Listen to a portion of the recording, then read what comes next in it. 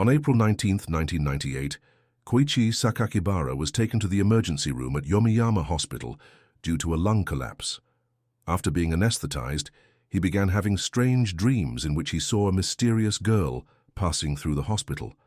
He then saw his mother, who had long since passed away. Before he could walk any further, he was stopped by the mysterious girl who had a doll-like eye.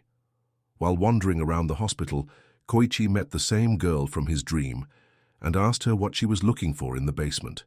The girl did not answer and instead continued walking, holding a doll in her hand toward the morgue. On May 6, 1998, Koichi began attending Yomiyama High School. When he introduced himself to his new classmates, he noticed the girl he had met at the hospital sitting at the back of the classroom. Koichi kept glancing at her desk, which appeared to be empty. Moments later, the class president Kazami came to give him the seating chart and the class duties schedule. Then Hayato came to greet him. Koichi asked them who the girl sitting in the back seat was, but they said the seat was empty, which made Koichi wonder if only he could see her, or if it was just a hallucination from his earlier dream. At his grandmother's house, Koichi had a conversation with his aunt, Reiko. Reiko told him that she would be both a teacher and the assistant homeroom teacher for his class. She asked Koichi to follow the rules that the class had agreed upon. The next day, while Koichi was talking with Yukari near the field, he suddenly looked up and saw the girl on the rooftop. But when Yukari looked up, there was no one there. However, Koichi was certain he had seen the girl. Koichi then immediately went up to the rooftop to find her, and he did. He greeted the girl, who then put on her eye patch. From the name tag on her blazer, Koichi read the name Misaki, but the girl said her name was Mei. Suddenly, Koichi felt tightness in his chest again, and Mei warned him to be careful, because something might have already started. The next day, Koichi kept watching Mei until he saw the librarian, Chibiki, in the next room. Mochizuki explained that Chibiki used to be the guardian of a student named Misaki. Just as he was about to continue the story, Kazami and Hayato arrived and interrupted them.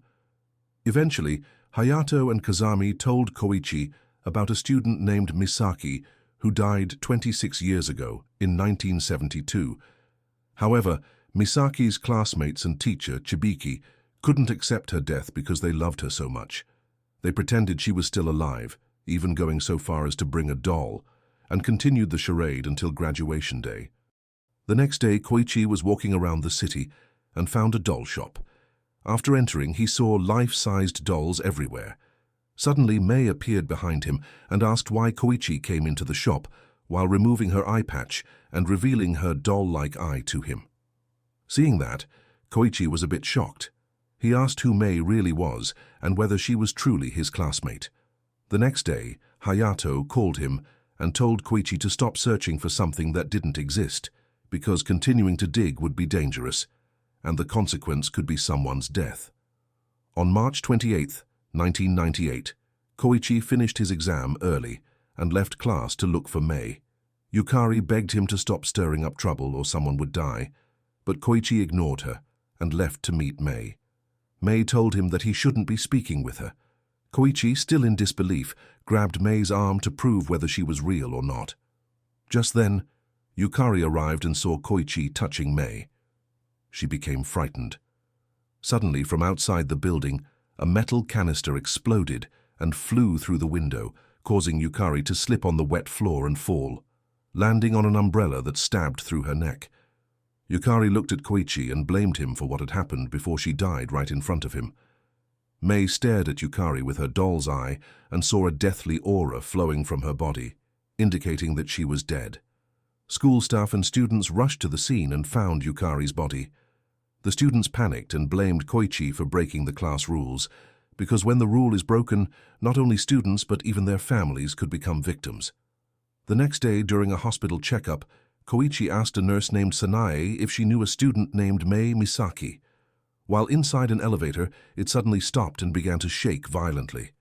The mirror shattered, and a large shard pierced Sanae's forehead, instantly killing her. Hearing the commotion, Koichi rushed to the scene and saw that Sanae was dead. On July 8, 1998, In class, Koichi asked his classmates what had happened, but everyone ignored him. He took out the seating chart from his desk drawer and saw that both his and Mei's names had been crossed out. A note beneath it said, "For further clarification, ask Misaki." After school, Koichi met Mei at her house to ask for an explanation. Mei revealed that one person in the class must play the role of someone who does not exist for an entire year. If this rule is not followed, people will start dying. Koichi asked if Mei couldn't refuse when asked to play the role of the non-existent person. A flashback to April 27, 1998, a few days before Koichi joined Class 3-3, showed that the class had agreed to draw lots to decide who would take on the role of the non-existent. The one chosen was Sakurako, who was shocked and cried, unwilling to take the role. But Mei suddenly volunteered to take her place, saying that she was always alone anyway. From that moment on, Mei became increasingly isolated. But she never expected that two people would end up playing the non-existent role. Koichi was also considered as such because he had spoken to Mei earlier on. Even so, Koichi felt relieved because he finally knew that Mei was real, not a ghost or a hallucination. Then Mei smiled and reintroduced herself as Mei Misaki, so they could support each other as fellow non-existent people. The next day, Koichi began spending his days with Mei, both acting as people who did not exist. During class, they were free to roam outside and would eat together while chatting on the school rooftop. Koichi asked why Mei always hid her eye, saying he thought her eye was beautiful. But Mei replied that she didn't like it, because through that eye she could see things that others couldn't. After that, Mei brought Koichi to a hidden room in the library, where a wall displayed the names and records of people who had died over the past 26 years. Finally, Chibiki shared the truth about what had happened 26 years ago when a student named Misaki Yomiyama died, and the strange phenomenon began the following year. Flashback to May 8, 1972, Chibiki was informed that one of his students had been found hanged in the auditorium, tied up with metal cables. He soon realized this was just the beginning, as more and more people, students and their relatives, began dying. Chibiki eventually noticed something abnormal. Someone unknown had been sitting at the back of the class.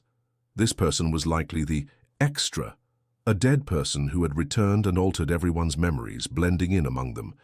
Anyone who died as part of this curse might someday come back to life, posing again as a student or teacher.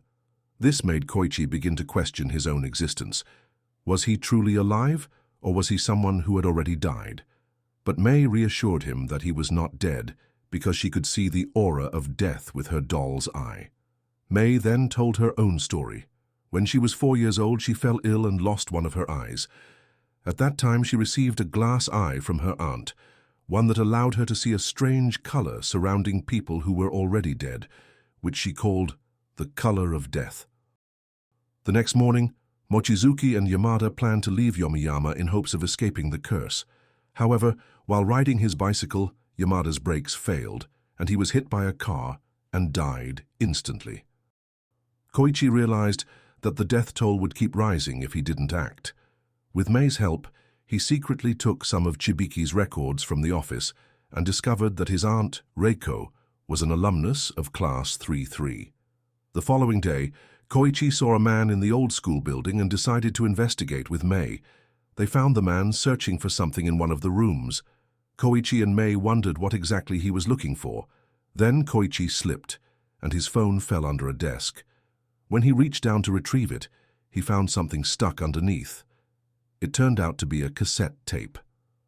Apparently, the man had been searching for this item, a tape recording from 1983, made by a former student of Class 3-3 named Matsunaga.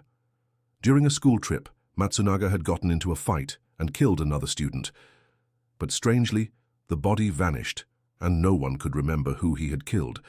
Matsunaga warned that if the dead person comes back to life and hides among the students, the only solution is to identify and kill them, and then the curse would stop. The next day, Koichi and Mei came to the conclusion that they must kill the person who was supposed to have already died, as that was the only way to end the curse. Reiko announced that next month, the class would be going on a study tour. On August 8, 1998, the whole class set off on their trip by bus. During dinner, Koichi and Mei ate alone because the other students avoided them, especially Izumi and Sakurako. However, Hayato and Kazamiyo decided to sit with Koichi and Mei, since outside of school, they no longer had to act as people who didn't exist. Izumi glared at them with hatred. She walked up to Mei and blamed her for everything that had happened.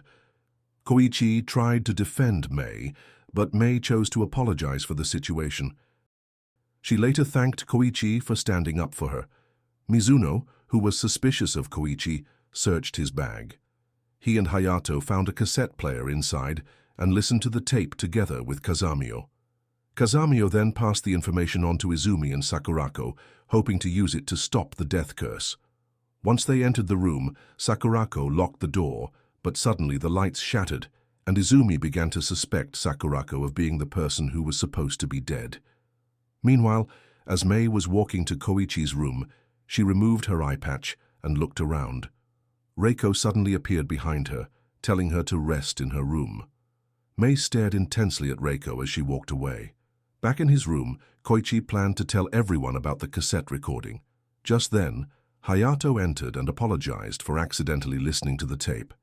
As Koichi was walking through the hallway, someone called him from the kitchen. When he went to investigate, Mizuno suddenly attacked him from behind, causing a gas hose to come loose. Meanwhile, Hayato and Mei encountered Izumi, who was holding a pair of scissors, and accused Mei of being the one who had already died.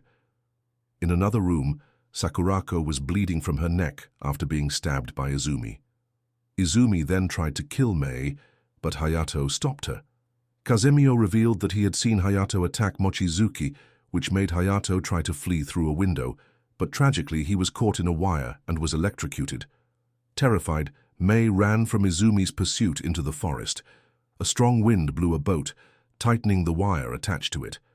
Mei just managed to pass under the wire, but when Izumi followed, the fully stretched wire sliced into her head, killing her instantly. Still shaken, Mei ran back to the main hall to find Koichi. In the kitchen, Mizuno continued to attack Koichi with a knife, slashing his cheek. Convinced that Koichi was the dead one, Mizuno tried to kill him, but Mei arrived in time and hit Mizuno on the head with a pan, giving them the chance to escape. Enraged, Mizuno slammed the pan down again, causing a fire to ignite and trigger a gas explosion in the kitchen, killing him instantly. Koichi and Mei warned everyone to evacuate immediately because of the fire. Mei, who saw her teacher Reiko walking by, decided to follow her. Koichi searched for Mei among their classmates but couldn't find her, so he decided to call her phone. Mei answered and said she was fine. She asked Koichi not to come after her because it was too dangerous, and she had already found out who the culprit was. Koichi, determined, decided to look for Mei anyway, and Chibiki followed him. Inside, Koichi found Mei holding a shovel preparing to kill someone. To their shock, the person Mei intended to kill was their teacher, Reiko. Koichi couldn't believe what Mei was saying, but she insisted Reiko was the one who was supposed to be dead. Mei explained that she had seen the aura of death around Reiko using her doll's eye. Just as Mei was about to strike, Chibiki stopped her, causing Mei to fall down the stairs. Chibiki, who once taught Reiko, demanded an explanation about her presence. But through her eye, Mei saw that Reiko's death aura was creeping toward Chibiki, indicating that Chibiki was in danger. Moments later, Chibiki fell into the raging fire below. Meanwhile, Reiko was hanging onto the edge of the building. Koichi tried to save her, but Mei begged him to stop. Reiko herself asked Koichi to let her go, to release her, allowing her to fall into the fire. She died shortly after. Koichi fainted, and a panicked Mei tried to wake him up. At the hospital, Koichi regained consciousness and found Mei by his side. After leaving the hospital, they both decided to record a message, a warning, for future students who would become part of Class 3-3, hoping that one day someone could end the death curse once and for all.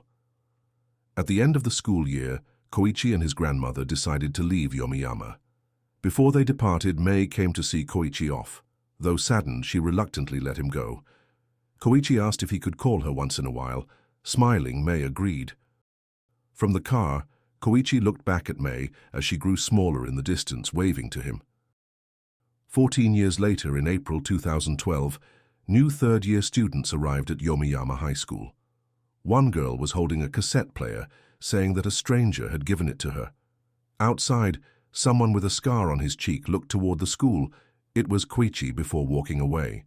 In class 3-3, the teacher finally entered and asked the students to take their seats. The homeroom teacher introduced himself as Chibiki. Suddenly, the cassette player began to play on its own, and the girl heard Mei's voice saying, "Be careful." And that's it for the story series of this film. Thank you for watching. Don't forget to support this channel by subscribe, like and share. See you in the next video. Goodbye.